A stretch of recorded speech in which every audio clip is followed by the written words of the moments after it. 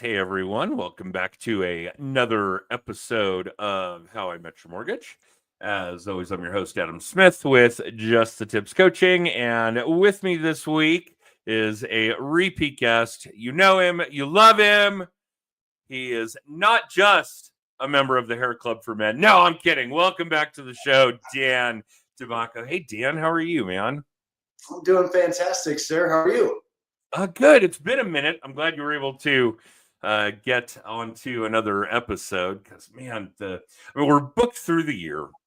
Looking at 2026, which seems crazy to me. That'll actually be our 9th year of the How I Met Your Mortgage podcast. But God, so much changes so quickly. You and I were talking about that before we went live, that it's almost impossible to discuss in a 30-minute podcast all of the shit that's gone down since the last time you were on the show.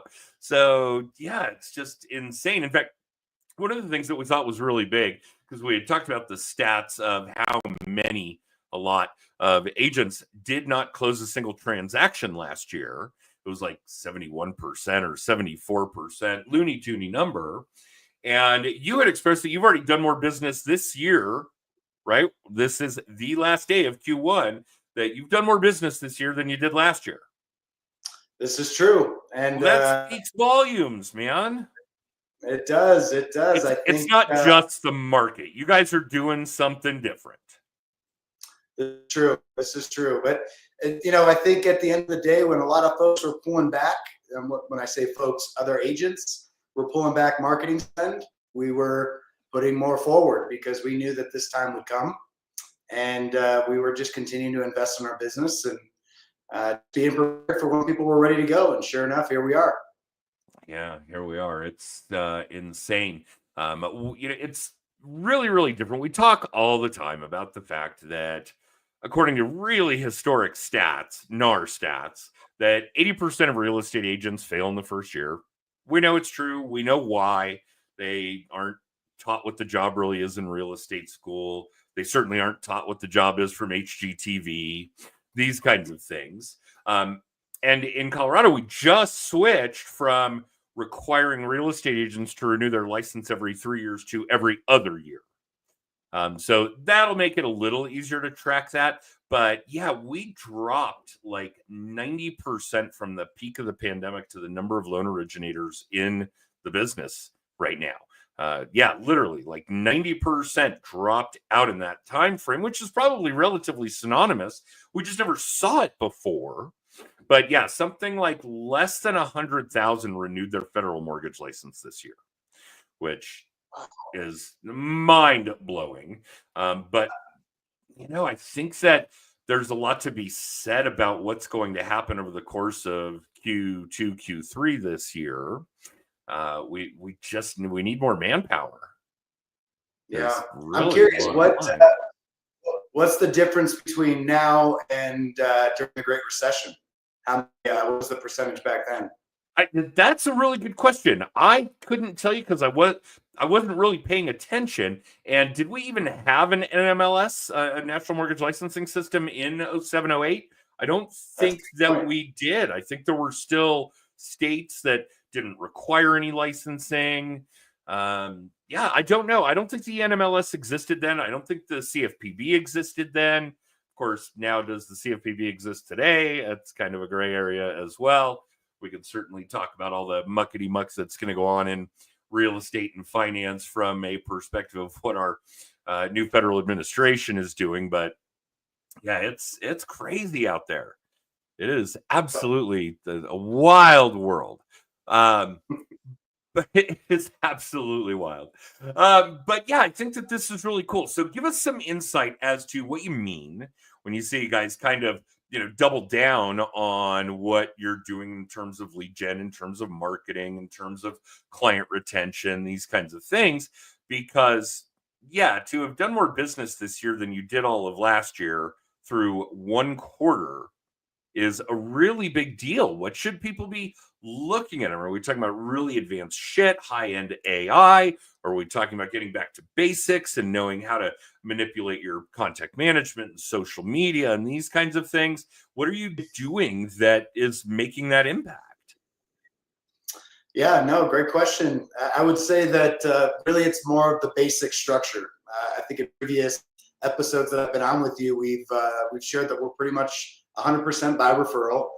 We tried the lead gen game and buying leads and all that in the past, and just so you're aware too, we are actually celebrating our 10-year anniversary being in business this year. So it's we've definitely been spending lots of time in this industry, and we love it. And we know it works, and so. Had we gone through a lull before?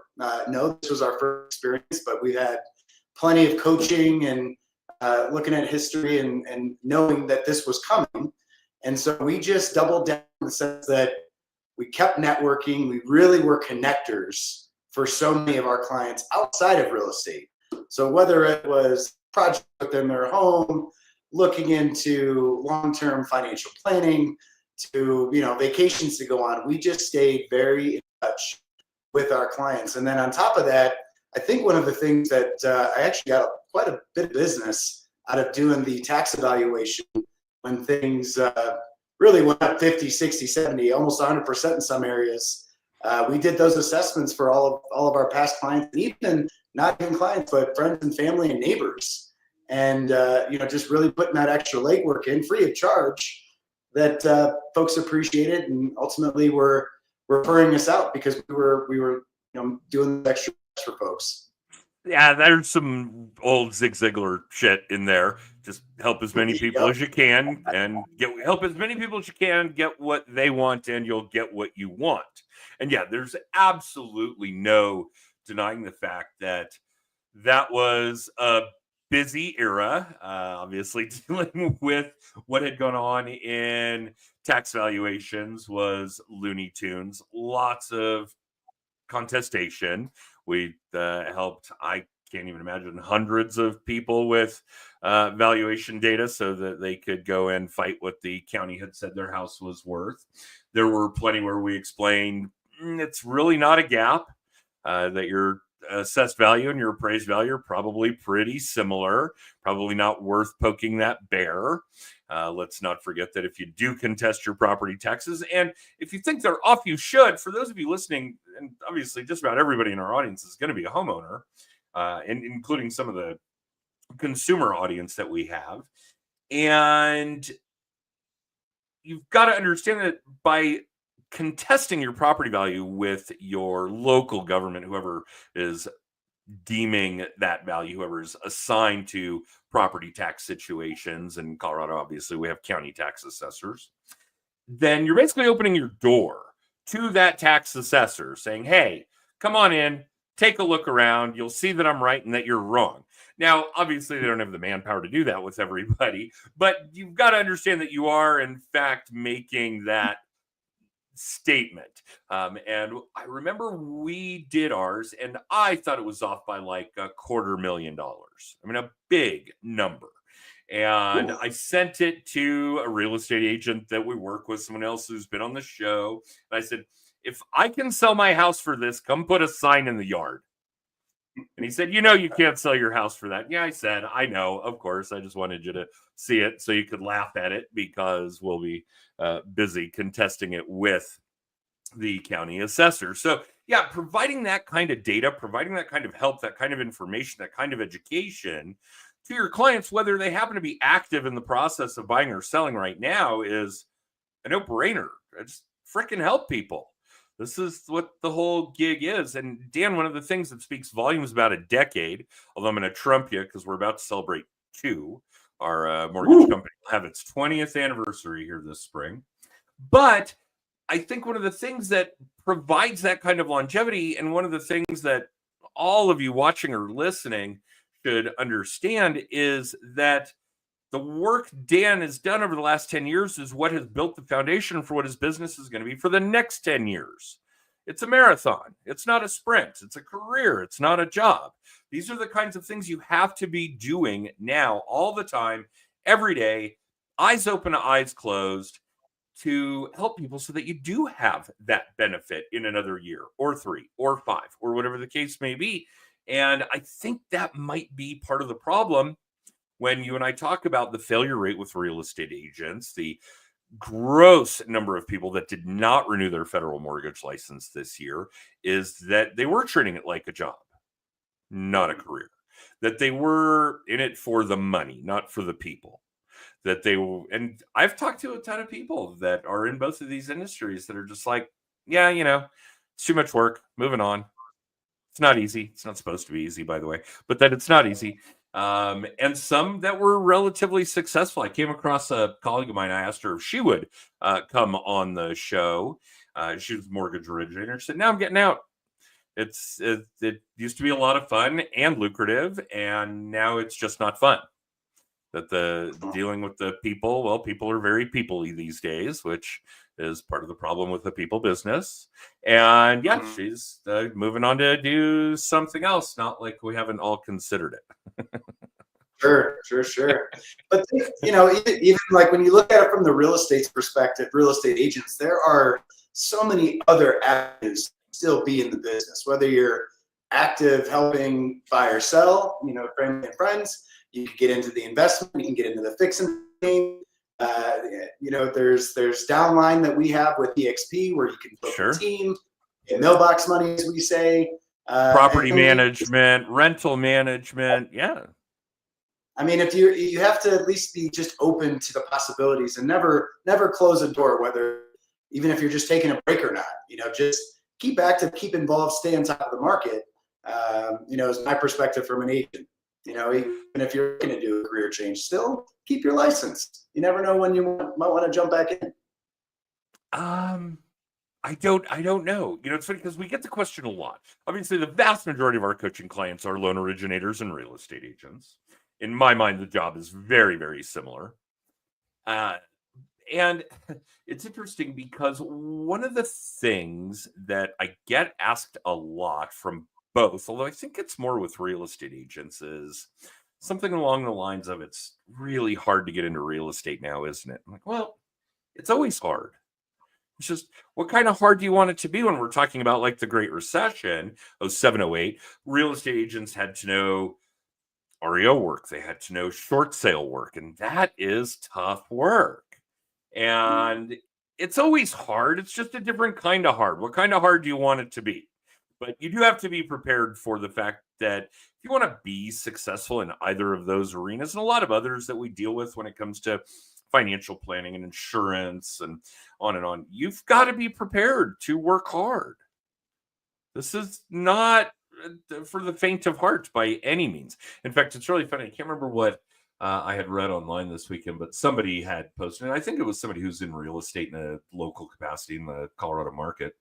And they had said that all of the things, the vast majority of the things that go into being an entrepreneur, as it were, being self-employed, so on and so forth, 90% of that people don't see. They don't see the hard.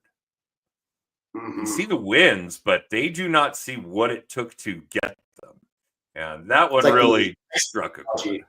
Yeah. Where it's like you see all the success up here, and then the tears, the long nights, just the challenges that I had to face, and that is ultimately what it is. But I would say what always keeps me, there's a quote that I have on my desk right here that says, "Never forget why you started." And why I started was freedom. Yes, a paycheck would be there. You could make great money at this, but being able to know that I have the freedom to come and go as I please, work when I want, when I don't want, really just that's my driving factor. That's my why. It's the freedom. Oh, here we go. We're going to talk about your why. Which is fun. We haven't had that subject on the podcast for some time. And yeah, I think it's really, really significant. And it's also really, really difficult to stay focused on it. But like you had described, and I'm in my home office, I think everybody knows that from all of these videos and whatnot. But in my actual office, I have signs both on my monitor and on the marker board behind me that say we're here to help people.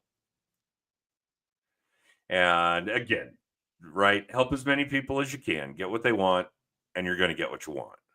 Yeah, there's just Absolutely. a lot of logic to that. And it's been that way for decades and decades. And it's just different. You have to really focus on the fact that that help, that service, that knowledge, those skills that you're providing to everybody in your audience, whether they're a client, a leader, just anybody else, is really, really valuable. And it lays that kind of groundwork for what your business is going to look like in years to come.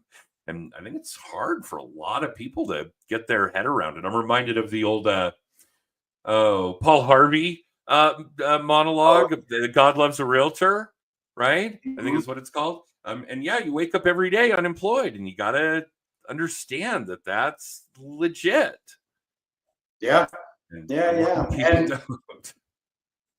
And it reminds me of one of the books I read, The Go-Giver.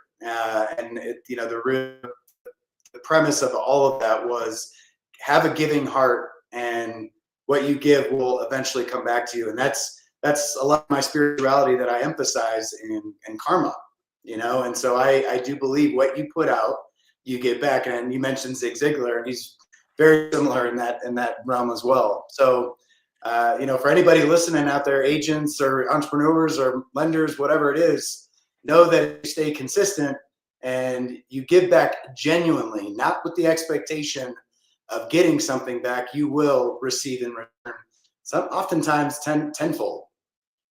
Oh, sure. And I'll just give a nod to Heather Hankins. She's an agent in the Denver area. Used to be in title before that was when I met her, although it feels like that was 20 years ago as well. She was the one who gave me a copy of The Go-Giver, which is, fantastic stuff. No question about it. It does absolutely follow along those same kind of lines, that what you give is what you're going to get. No ifs, ands, or buts about it. And that, it may very well come back to you tenfold. So, if you can stay focused on that kind of a why, then you're going to have great success with a lot of these kinds of things. I think another big piece of the puzzle that a lot of people in our industries miss is that it's really two jobs. I mean, you have to know real estate contract work and inspection, objection, negotiation work, and all the different things that go into the segment of the law that you guys are practicing as real estate agents, that segment of contract law, because it's uber important, but it's a byproduct. Same on the origination side, on the mortgage origination side. You guys need to know how to price a loan. You need to know what your products are. You need to know differences between Fannie and Freddie. You need to know how to calculate entitlement for a VA loan. You have to know how to order an appraisal, on and on and on. None of it means anything if you don't have buyers and sellers, or buyers and borrowers, these kinds of things. So there's a job before the job, which I think is where most people stumble and fall. We don't understand that we have to be salespeople. We've got to sell ourselves. We have to circling back now, we've got to take really good care of people, because those are the people that are going to use us again. And those are the people that are going to say nice things about us and tell other people to use us. And those are the people that are going to say things about us online. Our review campaigns are really robust. If you go look at the Google and the Zillow and Facebook and LinkedIn, you're probably going to find 1,000 commentaries that other people have said about my mortgage company. And we need that.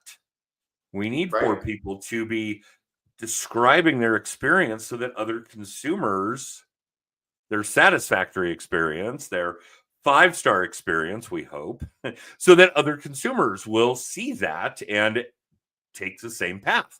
So it's really, really important to be putting it all out there, working hard, and making sure that, you're just taking good care of people. It's absolutely. You missed the third job, which I often joke about with presenting to my folks. We're the therapists. Okay. So in Dan's defense, yes, all of you that are in the real estate space have to act in a therapist environment. I actually have a full-blown disclosure with our buyers that I verbalize to them every single time, look, you're buying a house, you're selling a house and buying a house, whatever it is, there are a lot of social and emotional and psychological things that go into that process. My job is to do what's best for your dollars. My job is strictly to focus on the financial. If you need therapy, ask your agent. Yeah, I appreciate it. I'm a homeowner. I've purchased homes, I've sold homes, etc. I get it. My job is to focus on what's best for your finances. So I give myself a little bit of an out to not have to provide that kind of therapy. I'll be honest, and everybody in the industry would say it doesn't always work that way. You still have to provide some of it. So we have to be a calming factor. We have to be in a position where we're not escalating things. We're not throwing gas on fires, these sorts of things. So it is really, really important that way. No ifs, ands, or buts. But Dan, I think there's something really important you mentioned on, I mean, just barely brushed, and it's really important stuff because you said you got to be consistent. And subsequent to just the tips, I wrote some content. It's published. You guys can get it, and I'll give you those deets on mindset tools for sales. And we focus really a lot. We focus on constancy and consistency. And that's one of the big things that goes on here at Just the Tips.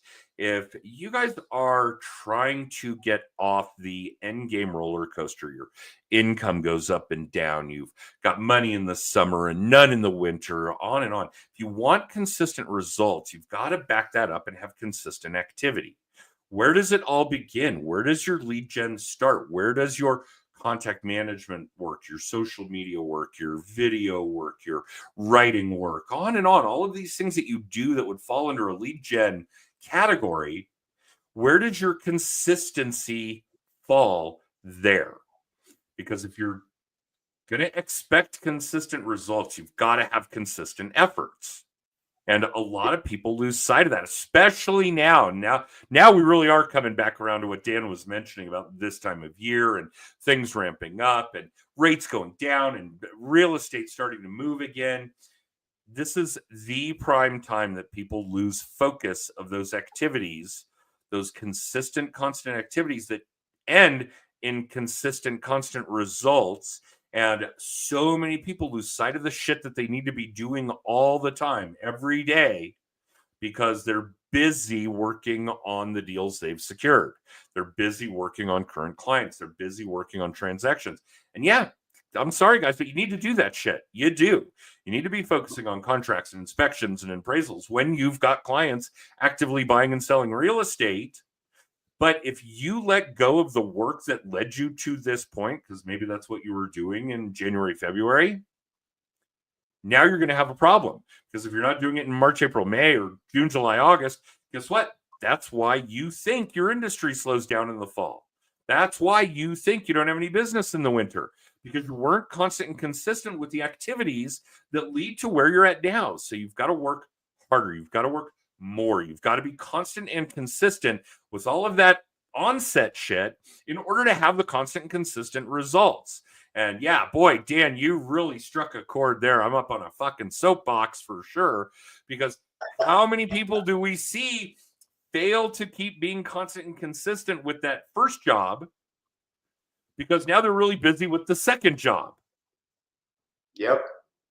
And I'm going to head nod. I'm going to tip the hat to Kevin Risen. He's the vice president of Coldwell Banker at the time when I first joined. And he introduced the point system to me. And it was schedule 2 appointments, write 2 handwritten notes, and go to 2 appointments. And if you do that every day, even while you're the busiest, and that was the other thing I learned too, is when you're the busiest, don't sit back and go to Cancun. That's when you actually work harder, because you know that you're going to be unemployed in 30 to 45 days. And so you want to be making sure that you've got that next, regardless of what quarter you're in. It's interesting. A lot of my fourth quarters have been the busiest as opposed to the second quarter of a year. So you just never know when somebody's going to be ready to buy or sell. So you just need to be continuing to manage your schedule on the point system, at least how I go about it.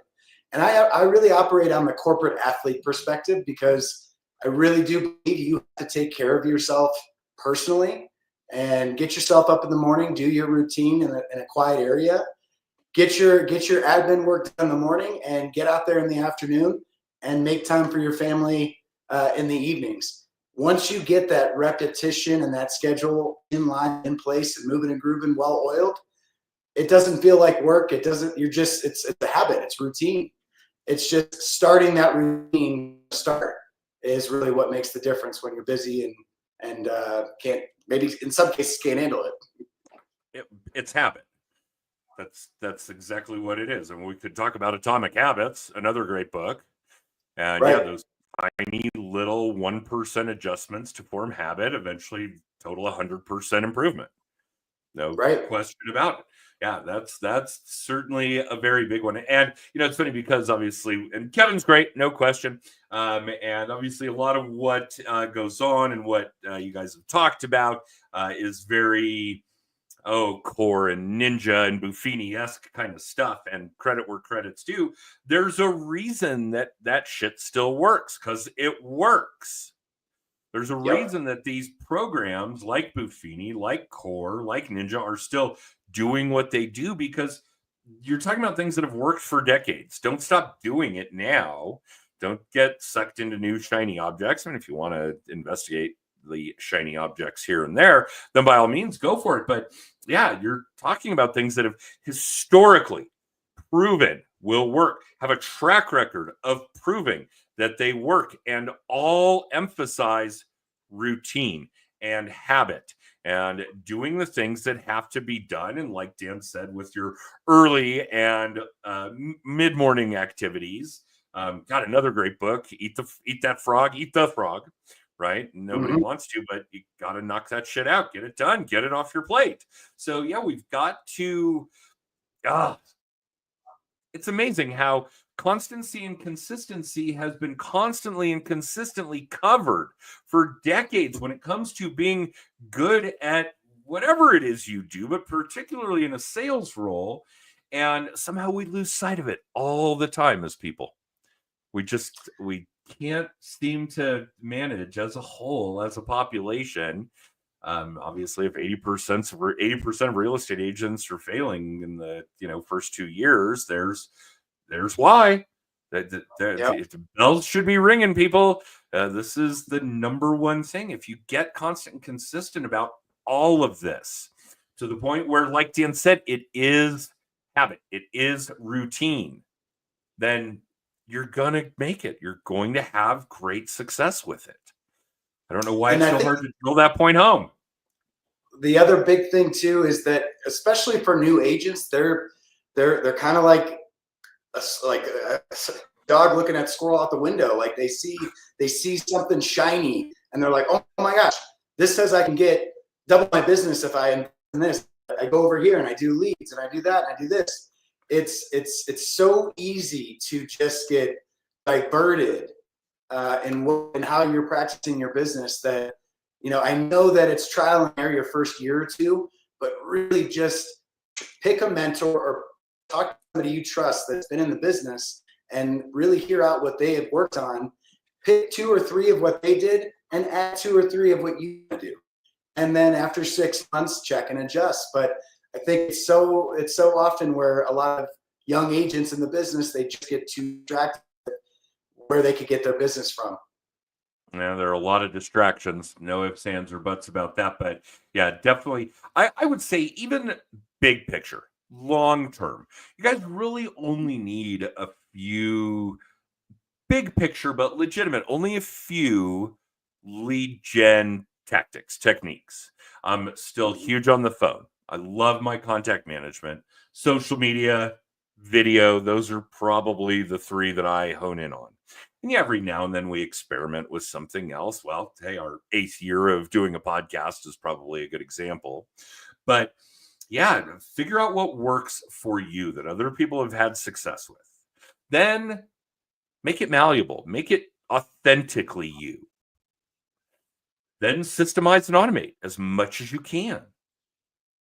Then go find another and do the same thing. That's it. Amen. This is not. It's so hard for me to watch people struggle with these things that really aren't that complicated. It's just time and effort. That's really Sure. what it is. You've got to learn. You've got to teach. You've got to help people, and you've got to be constant and consistent. Be authentic. Be transparent, and you're there. I mean, this is. I say this all the time, but I had somebody ask me at a dinner after I had spoken at a mortgage conference in Vegas years ago, what's the one thing you would tell somebody to do to get where you're at? And I said, work hard for 20 years. That's it. There's no unicorns. There's no magic potions. That's exactly what the formula was. So continue to do it, guys. Put it out there. Dan, give us some really legit parting words, because we're already over and we're going to run over, and you and I run over every time we do this. So I'm used to it, and you are too. But yeah, give a nugget to our audience. What should they focus on for the last 9 months of the year? Well, I think it's we are in a technology-driven society. These people are very wrapped into their phones, their computers. They're not as active in human connection, which means getting on the phone, like you mentioned, sitting down and having a coffee, going out for lunch, scheduling that one-on-one time in person, and having a genuine conversation, not even about business, but just about how they are in their lives, what's going on personally, career-wise, whatever it is, and just to reestablish that connection and maintain that connection. I feel like we're in such a divisive society right now, and I think what we need most is to be known that we want to be heard, we want to chat, and we just want to be with one another, and approach it that way as you continue to grow your business. That's huge. Yes, we are in a very divided society, and I got news for you guys. If you are staying in touch, just to stay in touch with people, the ones that aren't right in the throes of buying or selling a home, your business is fucking boring. I mean, mortgages are worse than real estate, and tax law might be a little bit worse than both. But yeah, that's not an entertaining subject. Stay away from that. And people want to know who you are, and they already know what you do, and on and on. But yeah, let everybody else talk. One of the greatest skills and one of the big missing skills from all of you in sales is the ability to listen. And I get it. We're salespeople. We're type A. We love to talk. That's part of the jam. That's just the way it's supposed to be. But yeah, shut up and listen. People will talk about themselves, and then they'll talk about their pain points. And then you're going to find things that you can do to help them solve those pain points. All right, Dan, usual spouting wisdom as we expected. Thanks, man. I appreciate you doing this again. I know carving out this kind of time on a Monday morning is not easy. So thanks for doing Always it. And, yeah, when we're done, we'll get another episode booked.